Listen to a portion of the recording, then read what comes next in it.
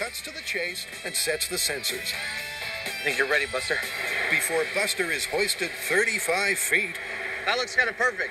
And assumes the position. Poor Buster. Poor Buster. Here we go. Buster, control, dropping from 35 feet. And 3, 2, 1. Oh, nice. A perfect hit. He stayed together in one piece. He totally did. Yep, if there's one thing Buster can do, it's stick a landing. A perfect hit. Buster's control drop went off without a hitch. Feels like old times. He hit the target from 35 feet. He landed, he flipped over. Now we got to see how many G's he pulled when he hit.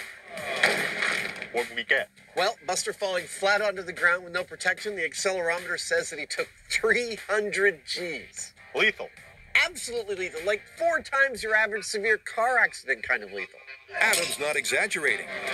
With no protection, Buster's drop was a disaster. And he smacked the sidewalk at 300 G's. With all this talk about G's and G loads, you may be wondering what a G is. Well, a G is 1 Earth's gravity. So when we say that Buster is experiencing 300 G's, that means he's experiencing a stress 300 times as large as the Earth's gravity. And that's a lot. It sure is. A 300 G impact is like being slammed by a speeding cement truck. But will that be the same when bound in bubbles?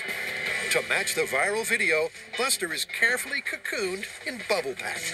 Hold on a second, I'm getting dizzy. Me too. Until the protective packing is 4 inches thick. So it's pretty obvious that if we start to add padding, we're going to be reducing the impact by slowing down the deceleration process, that meeting of Buster and the pavement.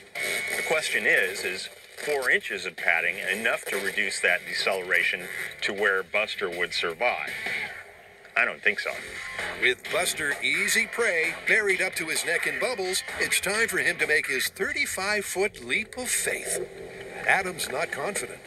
Look, it all comes down to this. Nobody would be happier than I if it turned out the internet was an accurate source of information. But sadly, it's just not so. It's an information minefield full of some good stuff and a whole bunch of nonsense. And this story, it falls into the category of nonsense.